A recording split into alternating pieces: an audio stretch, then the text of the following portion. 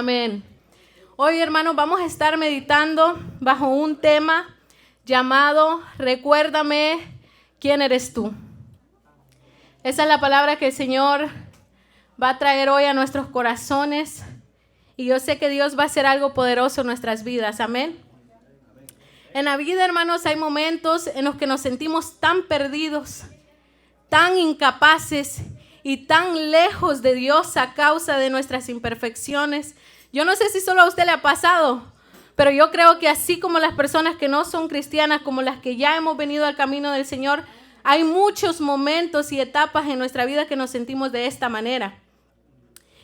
Y empezamos a sentirnos de que no hay esperanza muchas veces para nosotros, porque muchas veces empezamos a poner la mirada en nuestras capacidades, en lo que nosotros podemos hacer, pero siempre vamos a encontrar límites en nosotros porque somos muy incapaces y Dios sabe esto de nosotros. Así que no se preocupe si usted ha venido hoy con esa mentalidad y sintiéndose desanimado, porque es parte de caminar en el camino del Señor, pero Dios siempre trae consuelo para nuestras vidas. Y por eso el mensaje de hoy es: recuérdame quién eres tú.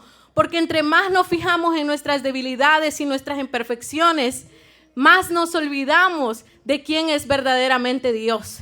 Y yo quiero que leamos en el Salmo 103, su versículo 13 y 14. Mire lo que dice, acompáñenme para que lo leamos todos juntos en las pantallas. Dice que el Señor es como un padre con sus hijos, tierno y compasivo con los que le temen, pues Él sabe lo débiles que somos y se acuerda que somos tan solo polvo. Me llama mucho la atención que mientras nosotros nos preocupamos día a día y pasamos por momentos difíciles y nos sentimos tan imperfectos, dice la palabra del Señor que Él es compasivo con nosotros, porque Él sabe que somos débiles. Él sabe que somos polvo, que no vamos a poder, que nos va a costar muchas veces en la vida. Él sabe que somos débiles. Me llama la atención esto porque dice que Él se acuerda.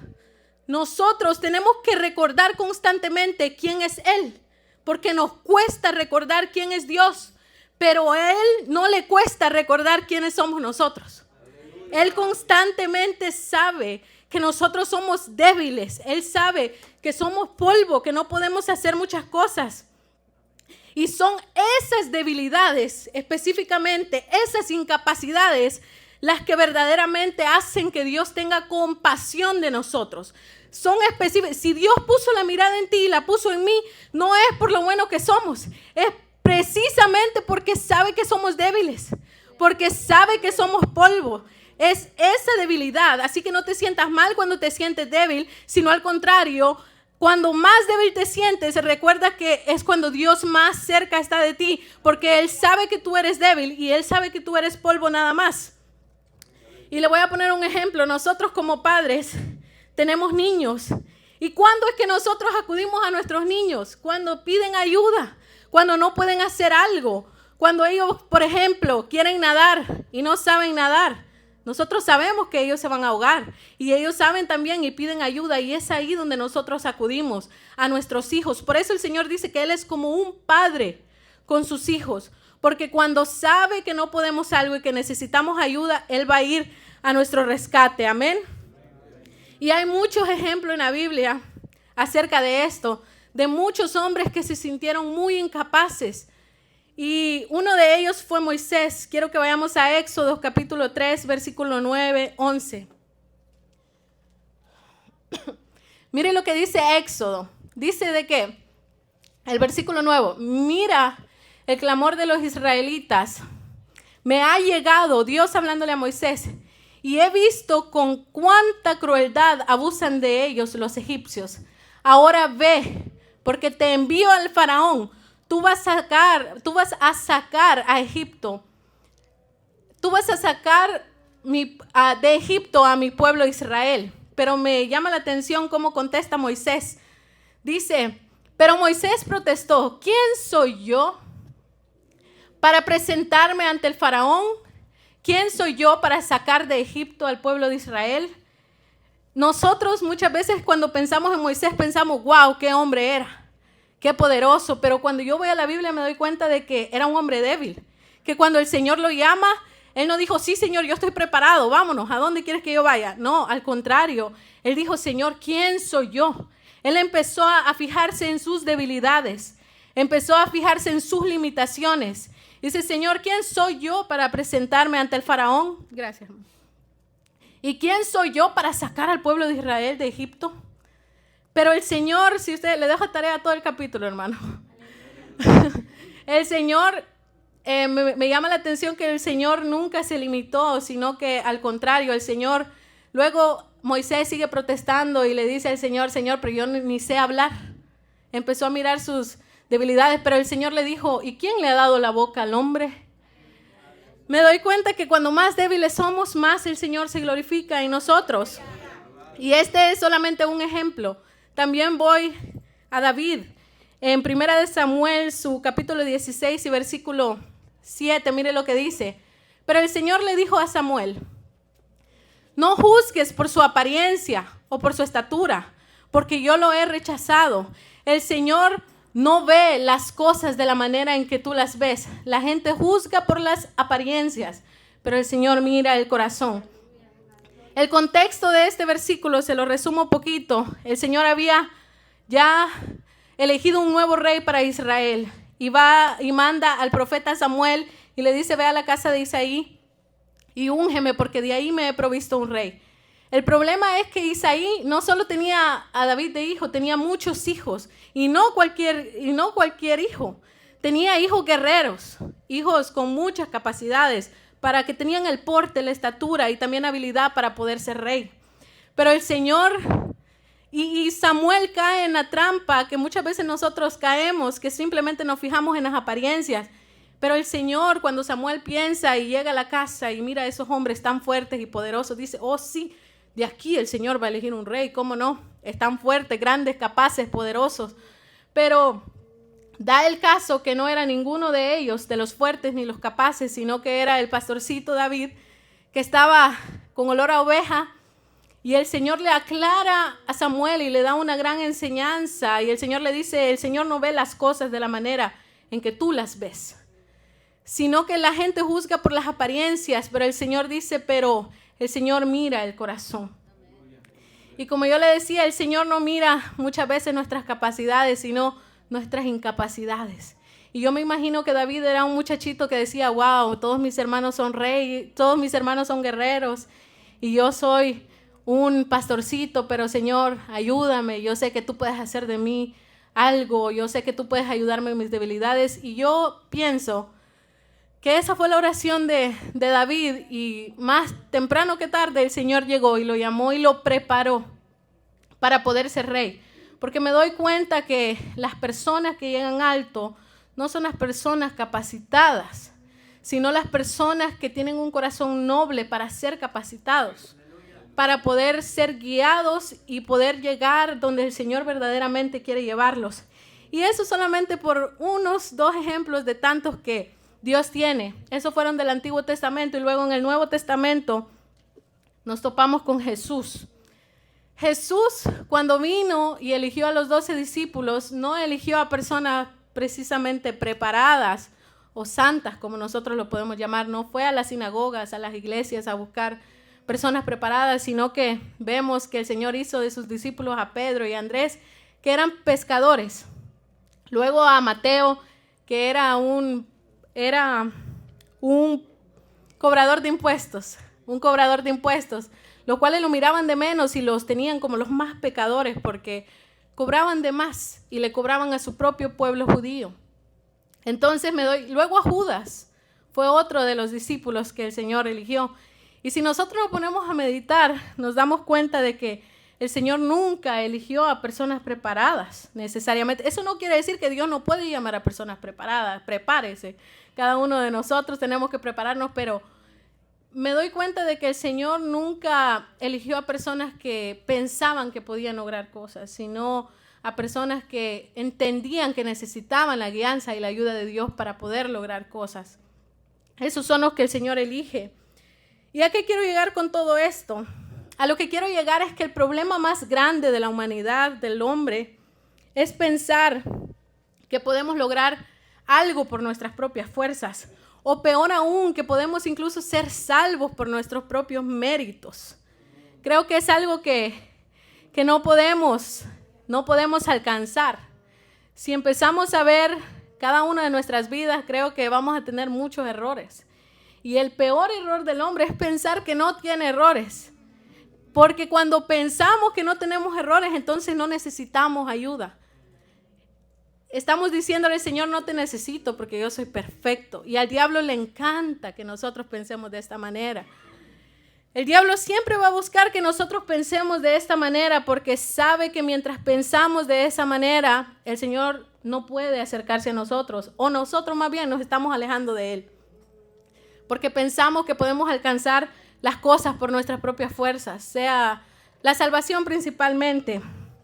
Entonces, yo quiero que miremos lo que estaba pasando en Gálatas capítulo 3, versículo 19. Decía Pablo, entonces, ¿para qué se entregó la ley? Fue añadida a la promesa para mostrarle a la gente sus pecados. Pero la intención era que la ley durara solo hasta la llegada del Hijo prometido.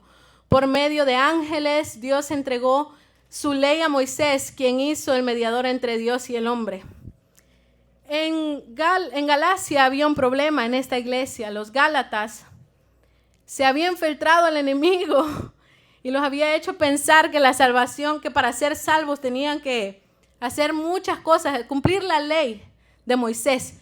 Pero Pablo quiere quebrar este pensamiento porque sabe que es un pensamiento que no viene de Dios. Y por eso él les dice y les explica, entonces, ¿para qué se entregó la ley? Y él mismo se responde, dice, fue añadida a la promesa para mostrarle a la gente sus pecados. ¿Qué estaba diciendo Pablo con esto? La ley de Moisés, que el Señor la mandó y dijo, el que cumpla, tiene que cumplir todos esos mandamientos. Porque el que los cumpla va a tener vida y el que no los cumpla va a morir. Y nosotros pensamos muchas veces o pretendemos pensar que podemos cumplir cada uno de esos mandamientos. Pero no podemos. Y Pablo aclara aquí que la ley no fue añadida precisamente, Dios no la añadió precisamente para decirnos que lo teníamos que cumplir al pie de la letra, sino que dice que fue añadida a la promesa para mostrarle a la gente sus pecados. Simplemente el Señor la añadió para que nosotros pudiéramos ver lo incapaces que éramos de cumplirlo. Por ejemplo, le voy a dar un ejemplo para que me entienda. Cuando nosotros ponemos aquí en la pantalla no teléfonos y le decimos esta es ley aquí en la iglesia, no teléfonos. ¿Por qué cree que la ponemos? Porque sabemos que van a usar los teléfonos. De igual manera, Dios mandó la ley porque sabía que no la podíamos cumplir. Sabía que necesitábamos entender de que la ley era algo que nosotros no podíamos cumplir por nuestras propias fuerzas. Él quería que el pueblo entendiera que necesitaba un Salvador. Por eso es que fue añadida para mostrarle a la gente sus pecados. Y Pablo estaba tratando de quebrar este pensamiento. Mire lo que dice Gálatas, capítulo 3, versículo 1 al 3. Él le dice, ¡ay, Gálatas tontos! ¿Quién los ha hechizado? Pues el significado de la muerte de Jesucristo se le explicó con tanta claridad como si lo hubieran visto morir en la cruz. Déjenme hacerles una pregunta. ¿Recibieron al Espíritu Santo por obedecer la ley de Moisés? Claro que no. Recibieron al Espíritu porque creyeron el mensaje que escucharon acerca de Cristo. ¿Será posible que sean tan tontos después de haber comenzado su nueva vida en el Espíritu? ¿Por qué ahora tratan de ser perfectos mediante sus propios esfuerzos? Este era el problema, nuevamente, este era el problema que estaba en Galacia y que creo que hoy en la actualidad también tenemos, que pensamos que podemos ganarnos la salvación. Ellos pensaban de que podían ganarse la salvación a través de la ley, pero mire lo que dice Gálatas 3:10. Sin embargo, los que dependen de la ley para hacerse justos ante Dios están bajo maldición de Dios. Porque las Escrituras dicen, maldito es todo el que no cumple ni obedece cada uno de los mandamientos que están escritos en la ley de Dios. Y también Santiago 2:10 dice, pues el que obedece todas las leyes de Dios, menos una, es tan culpable como el que las desobedece todas. O sea, no importaba cuántos mandamientos cumplieran de la ley, si desobedecían uno, desobedecían todo.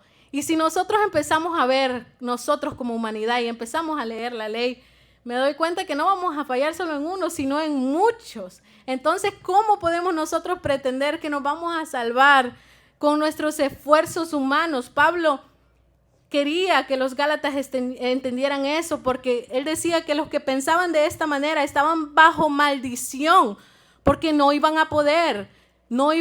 Entonces el Señor, al final no iban a lograr ser salvos, iban a estar bajo la maldición de Dios, el juicio iba a caer, porque no iban a poder ser salvos solamente tratando de cumplir la ley, porque no iban a poder. Y en la actualidad me doy cuenta de que alrededor del mundo hay muchas religiones, y la mayoría de las religiones pretenden enseñar de que vamos a ser salvos por hacer cosas buenas o por tratar de cumplir la ley, por las cosas buenas que hagamos.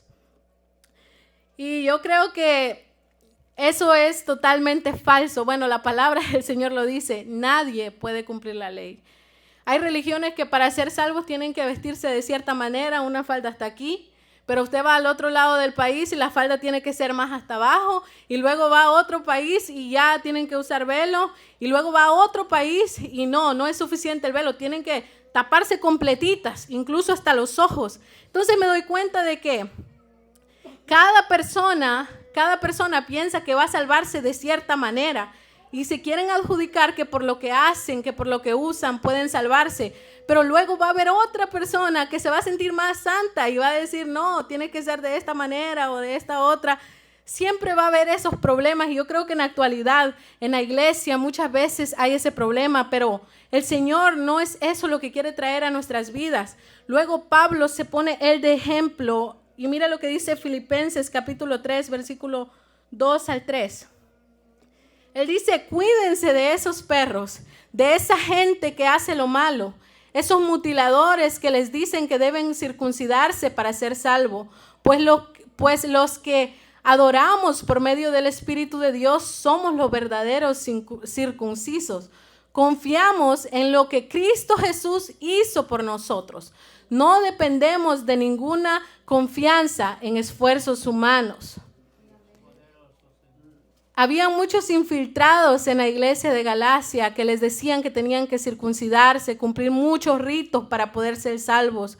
Pero Pablo decía, cuídense, porque nada de eso va a traer salvación a sus vidas, sino que solamente poniendo la fe en Jesucristo, no dependiendo ni poniendo ninguna confianza, decía Pablo, en esfuerzos humanos. Y luego se pone él de ejemplo en el capítulo 3 de Filipenses también, pero en su versículo 4 Amén. Dice, aunque si alguien pudiera confiar en sus propios esfuerzos, ese sería yo, decía Pablo. De hecho, si otros tienen razones para confiar en sus propios esfuerzos, yo las tengo más, decía él. Porque fui circuncidado cuando tenía 8 días de vida.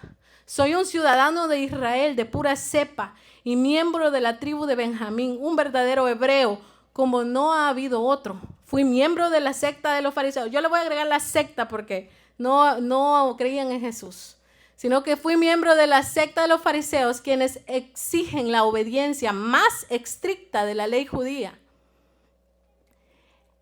Era tan fanático, decía él, por su religión, que perseguía con crueldad a la iglesia, y en cuanto a la justicia, obedecía la ley al pie de la letra. Antes creía que esas cosas eran valiosas, pero ahora considero que no tienen ningún valor debido a lo que Cristo ha hecho.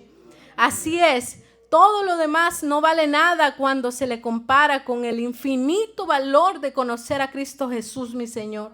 Por amor a Él, he desechado todo lo demás y lo considero basura a fin de ganar a Cristo. Y llegar a ser uno con Él, ya no me apoyo en mi propia justicia, por medio de obedecer la ley, más bien llego a ser justo por medio de la fe en Cristo, pues la forma en que Dios nos hace justos delante de Él se basa en la fe. Él se ponía de ejemplo y decía, miren Gálatas, si por esfuerzos humanos yo fuera salvo, wow, ¿qué no he hecho yo para tratar de ganar la salvación? Pero él dice, nada de esto me dio el gozo, la paz y la verdaderamente confianza de la salvación, si no fue hasta que puse la fe en Cristo Jesús. Entonces, ese era el mensaje poderoso que Pablo llevaba y que quería que los Gálatas se entendieran, porque ya lo habían entendido, pero se habían apartado. Y ese es un problema que constantemente en la iglesia pasa. A veces creemos en Jesucristo, pero después empezamos a pensar que por nuestros esfuerzos vamos a ser salvos. Y nos empezamos a sentir más que los demás y empezamos a ver a los de afuera, no con ojos de amor, sino con ojos de soberbia, por encima, creyendo que nosotros somos salvos y que ellos no son salvos, olvidando de que Dios se compadece de todos aquellos que necesitan. Entonces, por eso el tema era, recuérdame quién eres tú. Porque la iglesia muchas veces olvida quién es el Señor. Y empezamos a pensar que Dios es un Dios y le han mentido, nos mintieron a nosotros y el diablo se encarga de mentir allá afuera. Y nos han dicho que Dios es un Dios que manda al infierno. Un Dios que si no haces las cosas rectas y que no te tienes que equivocar para ser salvo, como si no nos fuésemos a equivocar alguna vez en nuestra vida. Y nos han dicho de que Dios es así y que Dios nos va a mandar al infierno y que Dios es un Dios que condena. Pero Dios, por eso el mensaje es, recuérdame quién eres tú. Y yo creo que la iglesia y cada uno de nosotros tenemos que recordar que Dios es un Dios de amor, un Dios compasivo, un Dios que tiene misericordia y que se compadece del que está allá afuera, del que está necesitado. Y que muchas veces nosotros, por pretender que somos los mejores, nos estamos apartando verdaderamente de la gracia de Dios, porque tenemos que saber o deberíamos saber que somos imperfectos y que así como los que están afuera hoy en día, muchos de nosotros estuvimos afuera en necesidad, pero el Señor fue y se compadeció de nosotros. Amén. Y para ir terminando, hermano, porque yo sé que ya el sueño muchas veces nos pega, pero lo importante es que el mensaje llegue a nuestros corazones. Quiero ir y quiero que leamos en Números.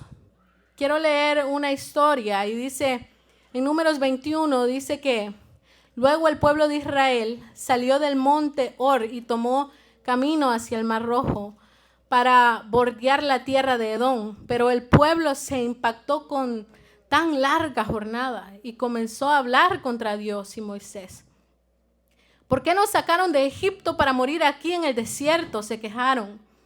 Aquí no hay nada para comer ni agua para beber. Además, detestamos este horrible maná. Entonces el Señor envió serpientes venenosas entre el pueblo y muchos fueron mordidos y murieron. Así que el pueblo acudió a Moisés y clamó: hemos pecado al hablar contra el Señor y contra ti. Pide al Señor que quite las serpientes. Así pues Moisés oró por el pueblo. Entonces el Señor le dijo a Moisés: haz la figura de una serpiente venenosa y átala a un poste. Todos los que sean mordidos vivirán tan solo con mirar la serpiente. Me llama la atención esta historia porque cuando el pueblo de Israel sale de Egipto, tuvieron que caminar por 40 años, mucho tiempo. Y en ese caminar, después de que cruzaron el mar, yo me imagino que qué alegría, qué victoria, ¿verdad? Todos, wow, mi fe está al 100 con Dios. Pero luego empezaron a pasar muchas dificultades en el caminar y de repente se sentían con fe y de repente se sentían desanimados. De repente fallaban y esta fue una de las ocasiones, de las muchas en las que ellos fallaron. En las que cuando se sintieron frustrados y desanimados, empezaron a renegar, dice, en contra del Señor y de Moisés, y empezaron a hablar cosas que no debían hablar. Hasta decían: detestamos este maná. Lo que en un momento le agradecían a Dios, hoy decían: lo detestamos. Y el Señor sabe esto. El Señor sabía que el pueblo de Israel iba a fallar, pero Dios, como repito, es un Dios compasivo, y Dios siempre tenía compasión de su pueblo, siempre enviaba algo para que ellos pudieran reconocer y pudieran ser salvos de esa condenación que muchas veces el Señor, de ese castigo que muchas veces el Señor mandaba por su desobediencia. Pero me llama la atención que dice que ellos se acordaron, ellos le dijeron a Moisés: dile al Señor, hemos pecado contra el Señor y hemos pecado contra ti. Y le decía que le pidiera al Señor que tuviera misericordia de ellos. Y esto es lo importante, de que nosotros vamos a fallar muchas veces, pero lo importante es siempre recordar que Dios ha tenido misericordia de nosotros en el pasado, entonces también lo puede hacer hoy. Dice que el Señor envió como castigo serpientes venenosas que los picaban y que morían por su veneno. Entonces ellos clamaron al Señor y le dijeron: Señor, compadécete de nosotros. Y dice que Dios le dijo a Moisés que hiciera la figura de una serpiente y que todo el que mirara esa serpiente iba a ser sanado. O sea, era por la fe. El que mirara esa serpiente iba a ser sanado. ¿Cuál era el castigo que había llegado a los israelitas? El veneno de la serpiente. ¿Qué fue lo que estaba crucificado en el poste que el Señor le mandó a Moisés? La serpiente. Cuando miraron la serpiente, entonces eran sanados. Y me llama la atención que hoy en día, mira lo que Jesús más adelante en el tiempo, hablando con Nicodemo, trae esto a memoria, esta historia.